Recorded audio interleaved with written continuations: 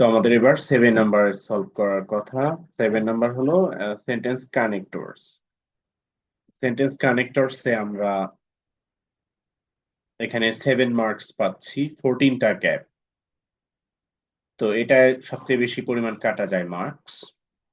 আবার এটা অনেক পড়েও খুব একটা ভালো হয় না অনেক সময়, যে কারণে ভালোভাবে বুঝতে পারাটা খুব কঠিন এখানে, সেটাই করা দরকার আমাদের। তো দেখি আমরা কতটুকু বুঝি এটা। Students have certain duties towards the country that they must contribute to the eradication of illiteracy.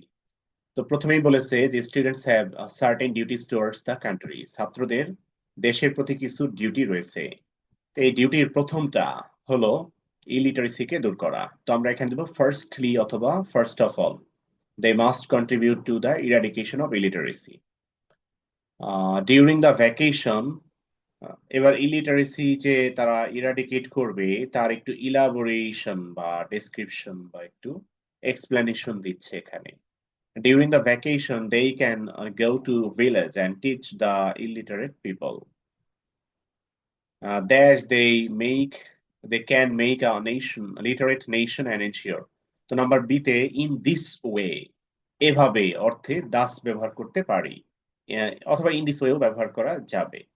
Thus, they can make a literate nation and ensure a considerable development. Dash the students have to create awareness. এটা হলো second duty. প্রথম duty নিয়ে এত কথা চলতেছিল।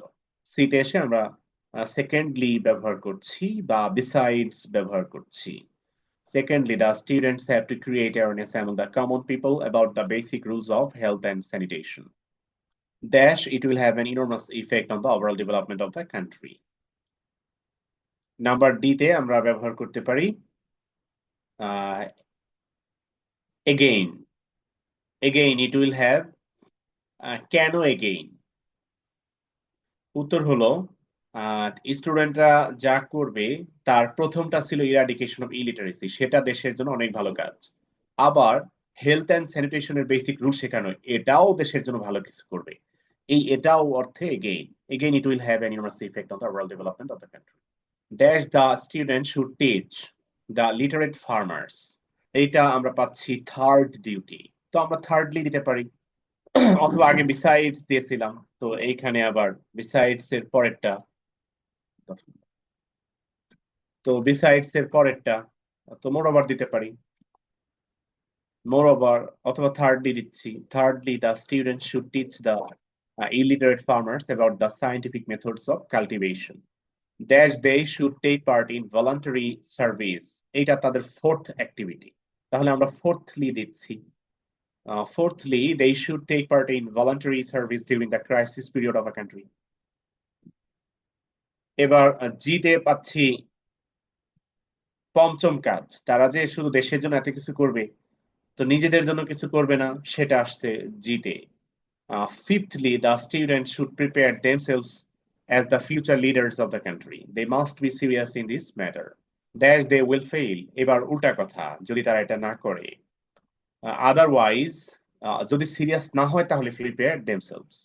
That the country will not see. যদি তারা fail করে তাহলে আমরা সেই অর্থে আইতে দেন দিতে পারি, অথবা দাস দিতে পারি, অথবা at that time বা in that case the country will not see the light of development.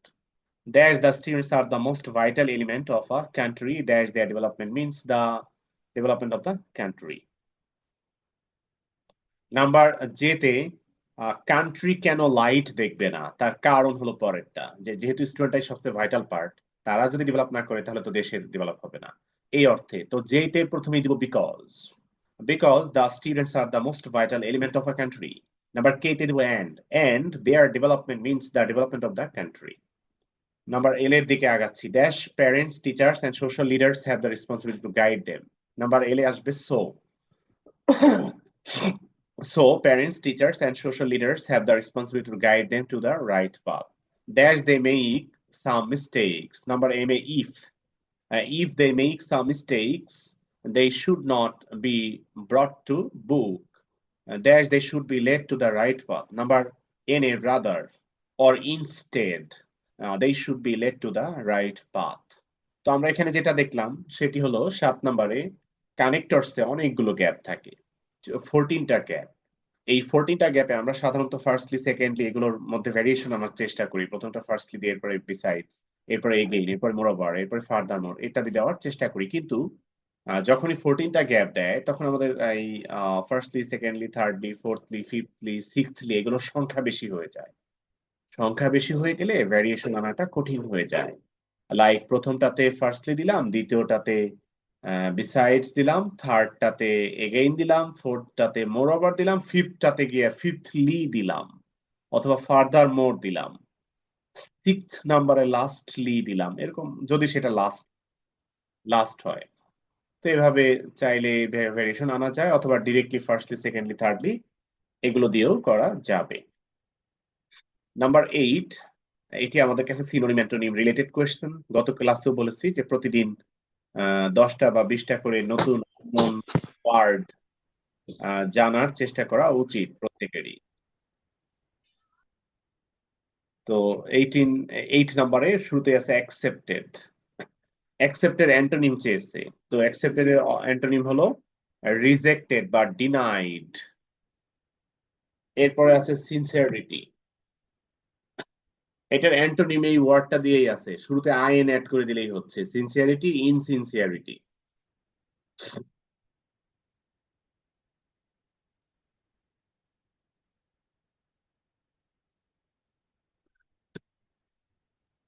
এরপরে আছে রেসপন্সিবিলিটি, সিনোনিম ডিউটি। এরপর আছে কমপ্লেক্সিটি। কমপ্লেক্সিটির অ্যান্টোনিম চেয়েছে সিম্পলিসিটি। এরপরে আছে এনভি, ঈর্ষা করা। এটার অ্যান্টোনিম চেয়েছে, তো আমরা প্রেইজ বা অ্যাডমায়ার ব্যবহার করব। প্রশংসা করা, প্রেইজ অর অ্যাডমায়ার। এরপর আছে ভাইস। ভাইসের অ্যান্টোনিম হলো ভার্চু বা কোয়ালিটি। এরপর আছে ইম্প্যাক্ট। ইম্প্যাক্টকে এখানে ভার্ব হিসেবে পাচ্ছি মোস্টলি, নাকি নেগেটিভ ইম্প্যাক্টস ভার্ব না, নাউন হিসেবে পাচ্ছি। তো এটার সিনোনিম হলো ইফেক্ট, ইফেক্ট বা ইনফ্লুয়েন্স। এরপর আসছে অ্যাওয়ারনেস। অ্যাওয়ারনেস এর সিনোনিম চেয়েছে, তো কনসাসনেস দিলেই হচ্ছে। এরপর আউটকাম, আউটকামের সিনোনিম চাচ্ছে, তো আমরা ব্যবহার করব রিজাল্ট বা কনসিকোয়েন্স। এরপর আসছে ডিস্টিংটিভ। ডিস্টিংটিভেরও সিনোনিম চাচ্ছে, তো ডিস্টিংটিভের সিনোনিম হিসেবে আমরা দিব স্পেশাল অথবা পার্টিকুলার অথবা রিমার্কেবল।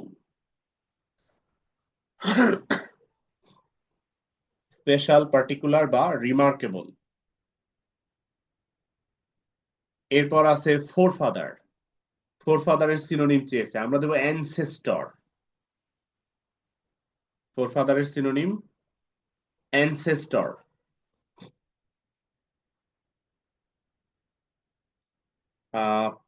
আরেকটা ওয়ার্ড আছে প্রিডিসেসর। প্রিডিসেসর এটাও চাইলে দেওয়া যেতে পারে। ইম্পর্টেন্স সিনোনিম চেয়েছে, তো আমরা দেব সিগনিফিকেন্স। এরপরে মোরালের অ্যান্টোনিম চেয়েছে ইমমোরাল। লাস্টে আছে হারমোনি, এটার অ্যান্টোনিম চেয়েছে ডিসহারমোনি অথবা ডিসঅর্ডার ইত্যাদি দিব আমরা, ডিসহারমোনি অথবা ডিসঅর্ডার।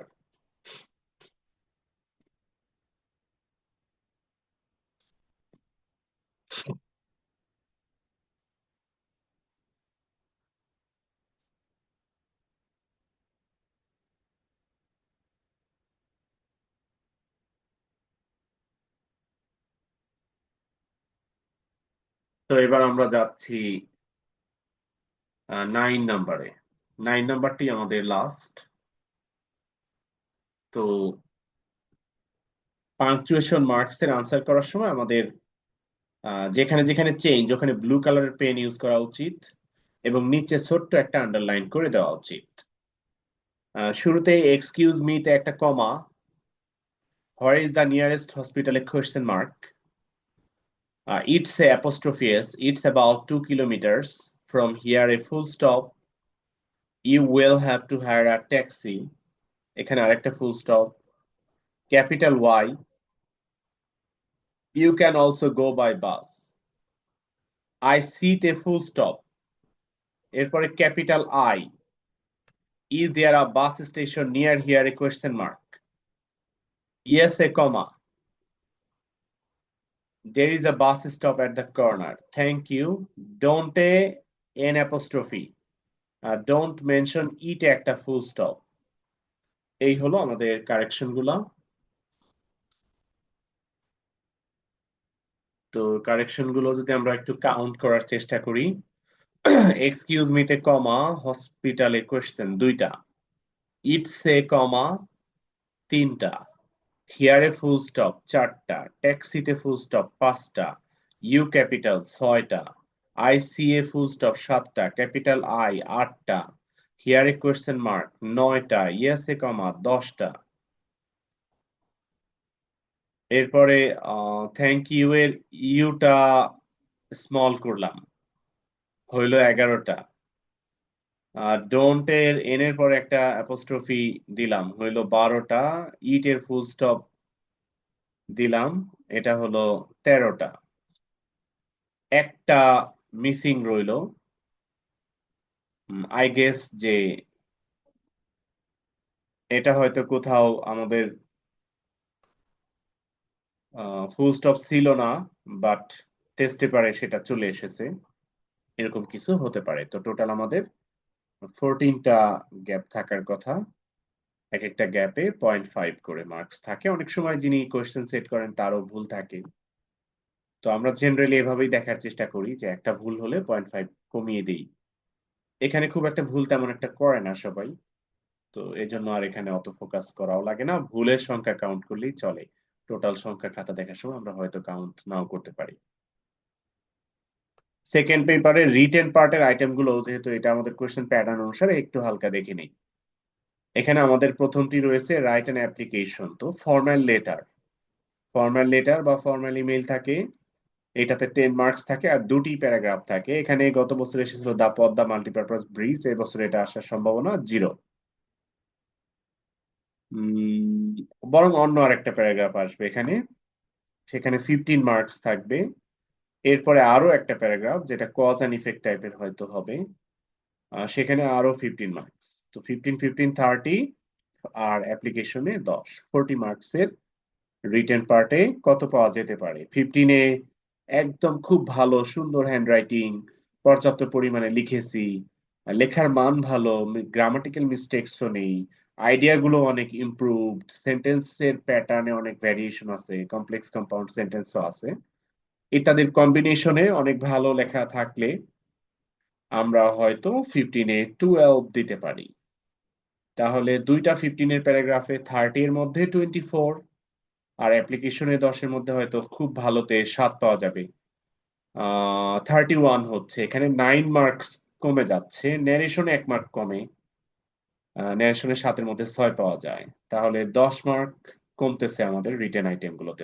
অনেক ভালো যে লিখবে, অনেক ভালো যে লিখবে না তার জন্য তো আর এটা না, তার জন্য তো আরো কমবে। তো এক্ষেত্রে আমরা মোটামুটি একটা হিসাব করতে পারি যে আমাদের মার্কস গুলো কেমন হচ্ছে। তো যদি 10 কমে তাহলে সেকেন্ড পেপারে কিন্তু 90 পাওয়া সম্ভব।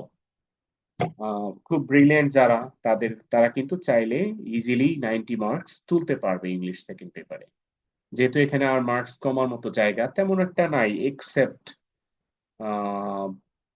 পাং, এক্সেপ্ট আর কোথায় ভুল হতে পারে। আই গেস যে একটা জায়গা আছে ভুলের, সেটা হলো কানেক্টরস, এখানে 2-3 মার্কস অনেক সময় চলে যায়, সেক্ষেত্রে 90 থেকে কমে 88 বা 87, এই মার্কসটা ইংলিশ সেকেন্ড পেপারে সহজেই ক্যারি করা যায়, যেটা ইংলিশ ফার্স্ট পেপারের হেল্প লাগলে হেল্প দিয়ে প্লাস উঠানো যায়। তো গত বছরের আমার যারা স্টুডেন্ট ছিল এদের মধ্যে হাইয়েস্ট আমি কত পেয়েছি? ওদের মধ্যে হাইয়েস্ট মোস্ট প্রবাবলি 186 এর মতো, দুই পেপার মিলিয়ে 100-তে। 186 মানেই হলো 180 মানে হলো 90 আর 93, 186 মানে 93%। তো দেখো ওরা মানে এত মার্কস কিভাবে পেয়েছে, ভালো পড়লে এইখানে এত মার্কস তোলা যায়। গত বছরের বোর্ডের এক্সামে ওরা এটা আমাকে তুলে দেখাতে পেরেছে। এক্স্যাক্টলি মনে নেই, সাম কাইন্ড অফ আমার যতদূর মনে পড়ে 188, 186, আরো বেশিও দু একজন পেতে পারে। ওদের গ্রুপে গেলে আমি হয়তো দেখতে পারবো। তো আজকে আমরা এখানে শেষ করছি। রেকর্ডিংটা আপলোড করতে হয়তো আধা ঘন্টা 1 ঘন্টা মতো সময় লাগবে। এরপরে আমি রেকর্ডিং এর লিংকটা দিচ্ছি। আজকে ক্লাসে আর নতুন কোনো কিছু প্র্যাকটিস করা হলো না। এরপরের কোয়েশ্চেনটা তো আমরা দেখতেই পাচ্ছি যে ঢাকা কলেজের কোয়েশ্চেন। তো এটার পেজ, এই পেজটা তো আমার দেওয়া আছে, তো এখানে 1-2 কোয়েশ্চেন এমনিতেই আছে। পরের পেজটা দিলে হয়তো বাকিটা চলে আসবে। সেটা আমি বাকিটা পুরাটা আসতে যে যে কয় পেজ লাগে দিয়ে দিচ্ছি, সেটা থাকবে হোমওয়ার্ক। আগামীকালের ক্লাসটা আমরা সাধারণত শনিবার দুপুর 2টায় নিয়ে থাকি। তো মোটামুটি দুপুর 2টাতেই ফিক্স রাখলাম। কারো কোনো সমস্যা হলে আমাকে গ্রুপে জানাতে পারো, সেক্ষেত্রে অন্য সবাই মিলে অন্য যে টাইমে এগ্রি করে সেই টাইমে যেতে হবে। আদারওয়াইজ 2টাতেই থাকবে। তো সবাই ভালো থেকো। শেষ করছি এখানে। আল্লাহ হাফেজ।